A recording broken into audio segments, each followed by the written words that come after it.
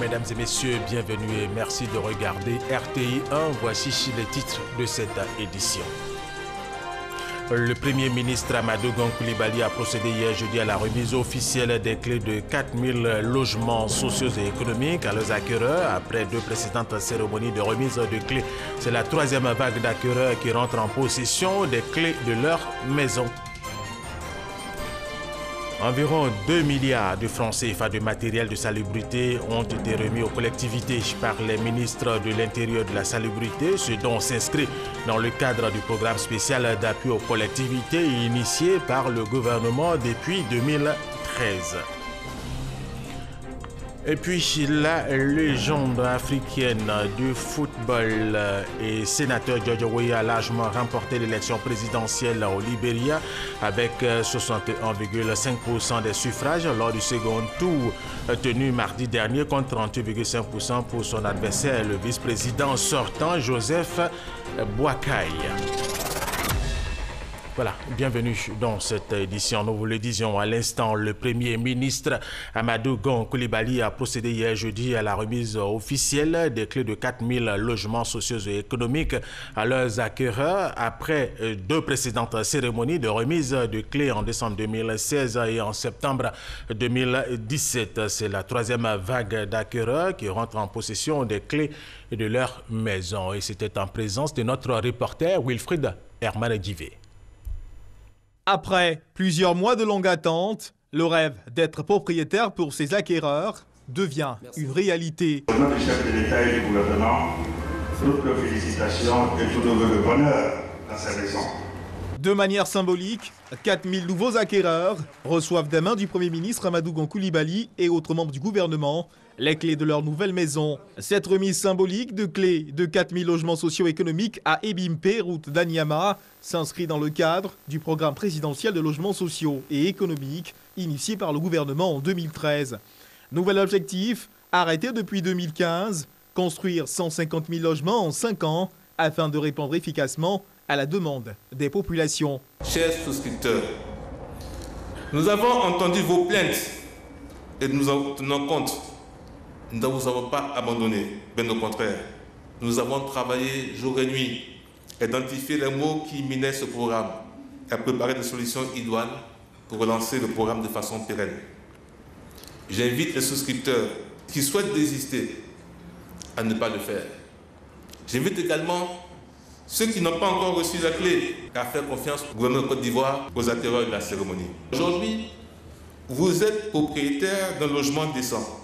Et je voudrais vous remercier pour votre patience. Amadou Gon Coulibaly rassure, le gouvernement fera tout son possible pour donner satisfaction aux attentes des Ivoiriens. Chers bénéficiaires, vous êtes aujourd'hui témoins, je dirais même témoins privilégiés, des promesses qui ont été faites par le président de la République, son Excellence M. Alassane Ouattara, promesses qui sont tenues ce jour pour 4003 familles.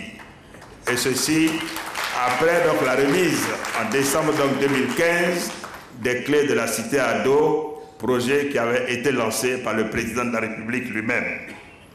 Je puis vous assurer que le gouvernement ne ménagera aucun effort pour atteindre les objectifs quantitatifs. Au-delà de la mise à disposition de ces logements, le président de la République et l'ensemble du gouvernement vous exhortent à faire de ces cités le creuset du vivre ensemble. Et pour mesurer la satisfaction de ses acquéreurs, Amadou Gon Coulibaly s'est invité dans une villa, témoin du site d'Ebimpe, chambre à coucher, douche et cuisine visitée, satisfaction du chef du gouvernement. Des habitations à l'abri de tout litige foncier. Nous sommes en parfaite harmonie avec les propriétaires fonciers qui nous ont aidés, qui nous ont compris et qui nous ont facilité la tâche en vue d'arriver aujourd'hui à ces résultats-là. Au grand bonheur des acquéreurs. Avoir une maison, ce n'est pas donné à tous, c'est un privilège. Et je suis très contente, très contente. Nous avons fait confiance au gouvernement, nous avons fait confiance aux promoteurs. Aujourd'hui, c'est chose réelle. Nous avons les clés. Je suis très heureux. À la grande satisfaction des promoteurs. Beaucoup reste à faire. 4003 logements, c'est un sentiment évidemment de satisfaction pour nous. Nous encourageons aussi par la suite les autres à nous emboîter le pas et à livrer évidemment les maisons dans de bonnes conditions. Nous avons écouté donc le Premier ministre et l'ensemble des partenaires institutionnels du projet qui nous ont montré une voie dans laquelle nous pouvons nous engager intensement. Un cadre décent et agréable, les nouveaux acquéreurs pourront même tirer au panier. Visite de stand, d'exposition par le Premier ministre. Quand le bâtiment va, tout va. C'est une nouvelle vie qui commence sous un nouveau toit pour ces 4003 familles ivoiriennes.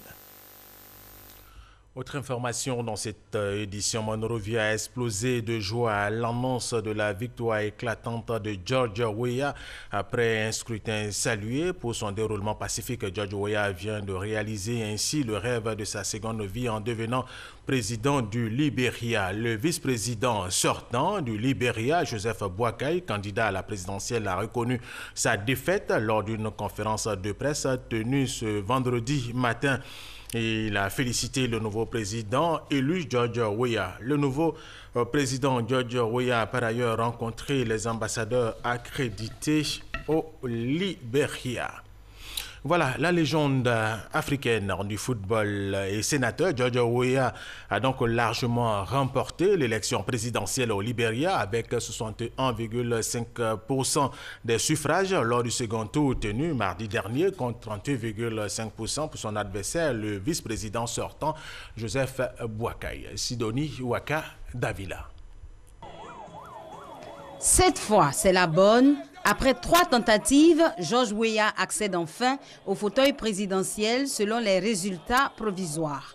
L'ex-attaquant vedette du PSG et du Milan AC a largement remporté le second tour de l'élection présidentielle du Libéria avec 61,5% des voix face à son adversaire, le vice-président Joseph Boakai. Entré en politique à la fin du conflit libérien, il avait été battu au second tour de la présidentielle de 2005 par Ellen Johnson Sirleaf, première femme élue chef d'État en Afrique, puis comme candidat à la vice-présidence en 2011. 15 ans après avoir raccroché les crampons, il assure avoir gagné en expérience sur le terrain politique et appris de ses échecs. Alors que son adversaire Joseph Boakai multipliait les procédures pour dénoncer les fraudes et irrégularités ayant selon lui entaché le premier tour de la présidentielle, Mr. George a appelé ses partisans à la patience et au calme. L'enfant des bidonvilles de Monrovia, devenu star planétaire du football dans les années 1990, George Weah a réalisé le rêve de sa seconde vie en devenant ce jeudi président du Libéria. L'ancienne gloire du football africain va succéder à Ellen Johnson Sirleaf le 22 janvier prochain. Ici, en Côte d'Ivoire, il continue de faire parler son cœur à l'endroit des populations démunies. À l'occasion des fêtes de fin d'année, le président de la République, Alassane Ouattara, a mis à la disposition des familles à faible revenu du district d'Abidjan 50 000 kits alimentaires. Olivier Iriebi, Sidonie Ouaka Davila. Regardez. À chaque famille, des poulets, des bouteilles d'huile, des boîtes de tomates, du riz et du sel. C'est un don du président de la République aux couches défavorisées de la commune d'Adjamé. À cette frange de la population, le repas de fête du Nouvel An est ainsi offert. Hier, nous étions à Yopougon, à Songon et à Tekoubé. Aujourd'hui, nous sommes à Adjamé et toutes les communes seront couvertes et chaque commune sera servie. En cette fin d'année, il était nécessaire de venir en soutien à certaines familles qui ont le plus besoin. Touchées par cette marque d'attention à leur endroit, les familles expriment leur reconnaissance à leurs bienfaiteurs. Quand on nous donne, nous on partage. On donne aux femmes, les veuves, les enfants orphelins. En tout cas, je fais beaucoup de bénédictions pour la population, pour le pays. Je salue le président de la République. Des remerciements appuyés par le maire d'Adjamé, commune qui a abrité la cérémonie. La population se sent concernée par ce partage que le président a envoyé à Adjamé. Nous sommes très heureux et nous remercions le président de la République à travers le ministre-gouverneur et nous prions toujours pour que Dieu leur donne longue vie et beaucoup de santé.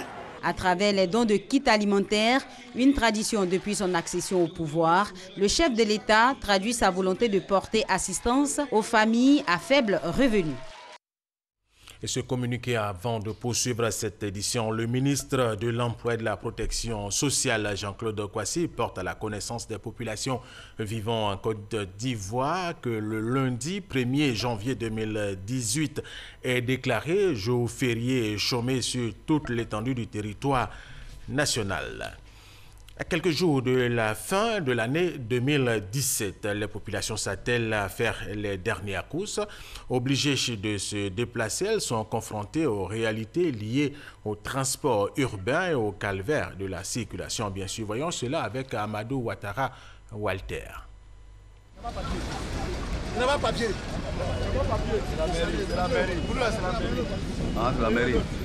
Grand carrefour de Trècheville.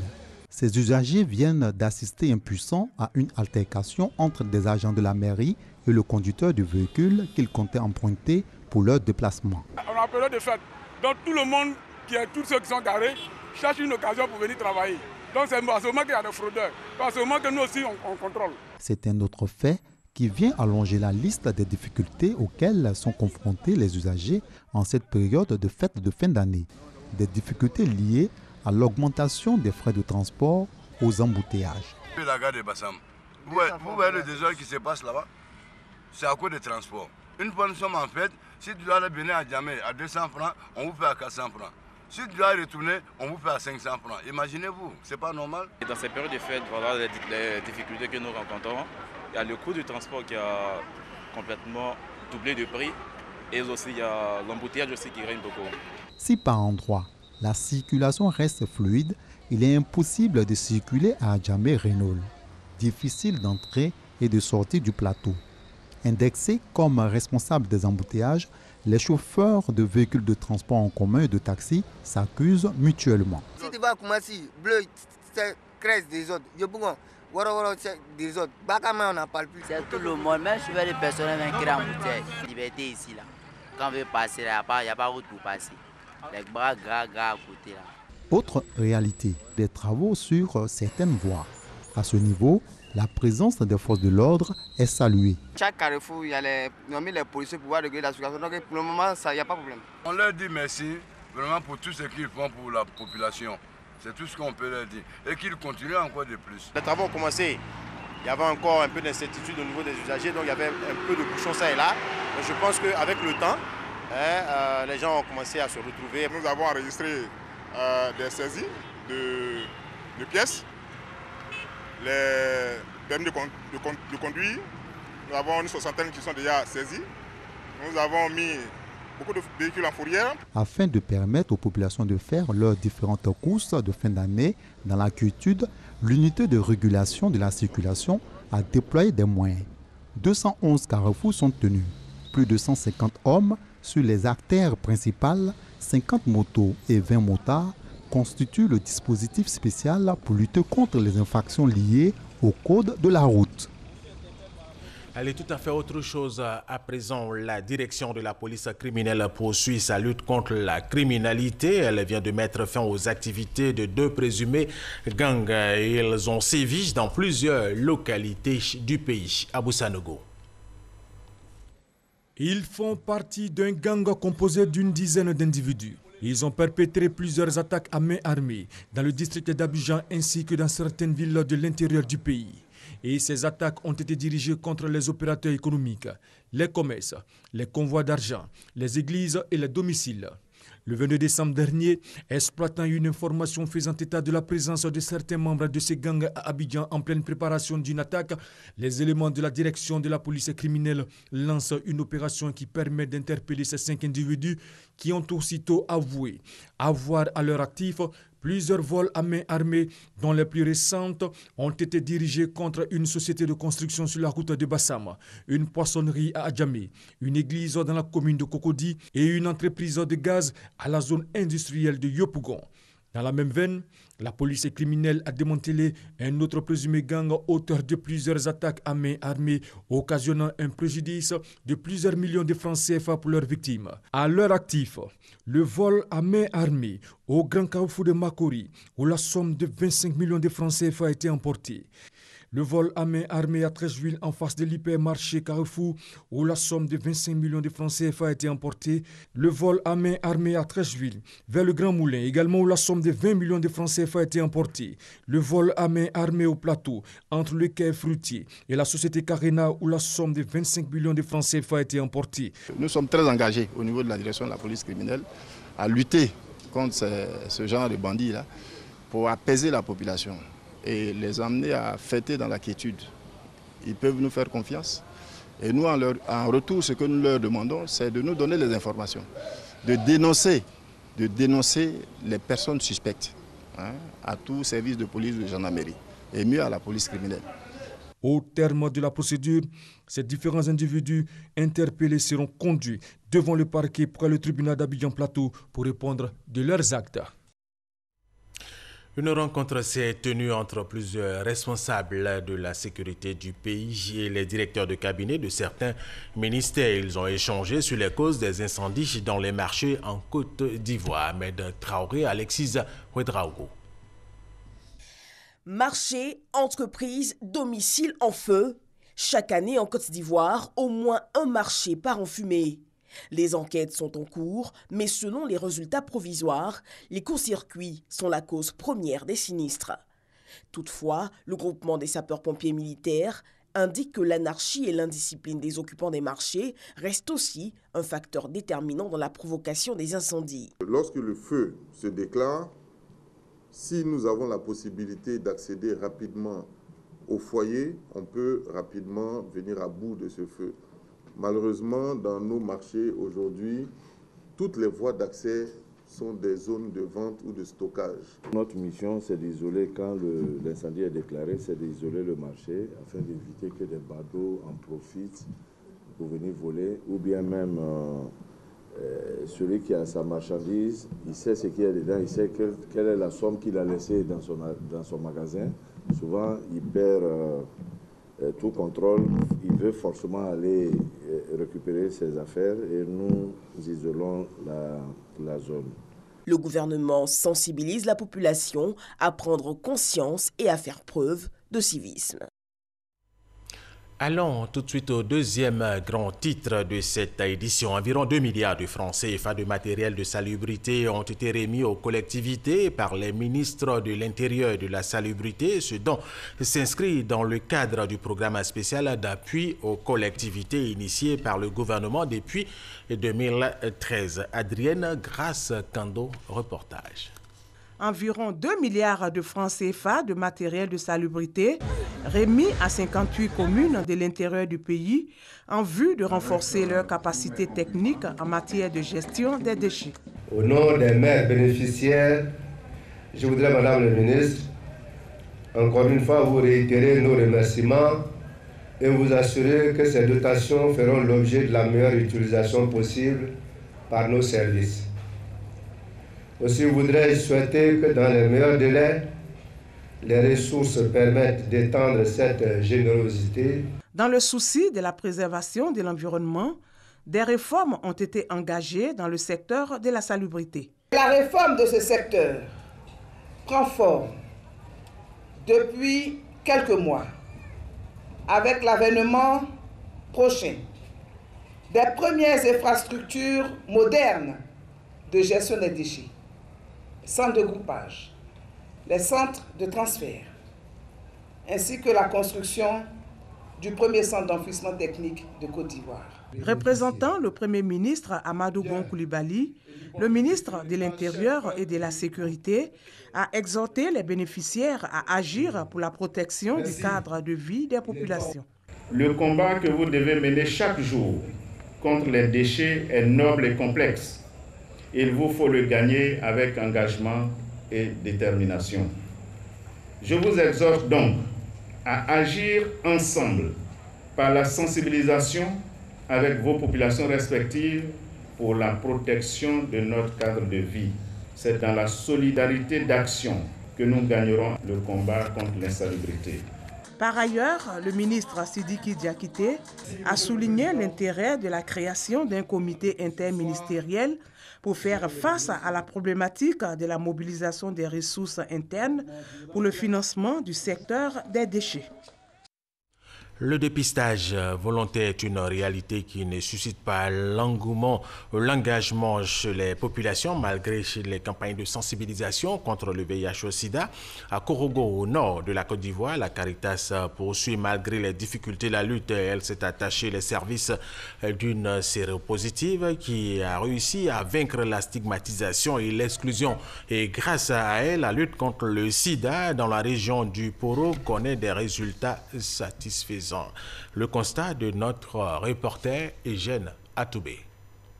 Dans la ville de Korogo, on ne cesse de louer son courage et lui témoigner un profond respect. Kone Masita a réussi à vaincre le regard des autres. Cette jeune dame qui vit avec le VIH-Sida depuis 2005 dans la cité du Poro fait partie de ces personnes atteintes de cette maladie qui acceptent leur statut avec philosophie et beaucoup de dignité. En plus, Kone Masita suit à la lettre les conseils et prescriptions dans le cadre de sa prise en charge médicale et psychologique. En 100 ans, qui savait que j'allais vivre? Donc aujourd'hui, je suis là, Dieu merci. J'ai été séropositif, après je suis devenue sidéenne, après je suis devenue séropositif encore. Aujourd'hui, par la grâce de Dieu, j'ai fait mes 2 derniers examens. On m'a dit que je suis indétectable, ce qui veut dire qu'on n'a plus vu le virus dans mon corps. Donc toujours, j'encourage les gens à faire le test. C'est très bon de faire le test, parce que quand tu connais ton statut, de 1, tu te sauves toi-même, tu sauves ton entourage, tu sauves aussi ta famille. Je n'ai pas honte d'elle. Elle est bien, elle est comme tout le monde. Elle prend soin de nous. L'essentiel, elle joue bien son rôle de mère. Nous, on n'a pas honte de notre maman. Et on est très fiers d'elle. L'action des ONG de lutte contre le VIH-Sida en termes de prise en charge a énormément contribué à donner aux personnes atteintes de cette maladie un réel espoir. Surtout, l'espérance d'une vie normale. Admirable aussi, leur courage et leur force d'esprit qui ont même touché Kadija, fille de personnes vivant avec le VIH-Sida. Elle s'émerveille devant la capacité de tous ces porteurs de VIH-Sida, comme Masita, qui refusent la stigmatisation, la discrimination et l'exclusion. Maman est séropositive, mais cela ne m'empêche pas de l'aimer. Et cela ne l'empêche pas aussi de faire son devoir en tant qu'une personne malade. Donc j'encourage tous mes amis à venir faire les tests pour pouvoir connaître leur statut. Car aujourd'hui, pour moi, si tu connais ton statut, il n'y a rien d'important que cela. Pour tous ceux qui ont encore peur de faire le test du VIH, il y a beaucoup de maladies aujourd'hui qui tuent que le VIH. Le palu tue plus que le VIH. Quand tu as tes ARV, tu les prends correctement, tu vis normalement comme toute autre personne. Et vraiment, c'est cet encouragement que je lance à la population de Korogo et de la cité du Poro. Vraiment, ne vivez plus dans l'ignorance. L'apport de la Caritas diocésaine de Korogo dans le dépistage et la prise en charge du VIH-Sida dans les régions du Poro, Tchologo et Bagoué a permis un changement de regard sur les porteurs de cette maladie. Chaque jour, des agents communautaires sillonnent les zones des localités des régions du Poro, Tchologo et Bagoué, jusque dans leurs zones les plus reculées à la rencontre des personnes atteintes de VIH-Sida, non sans difficulté. Il y a des personnes, je prends l'homme ou la femme infectée, qui ne partagent pas son statut avec son conjoint. Et quand c'est comme ça, le conjoint il ne sait pas, il est ignorant.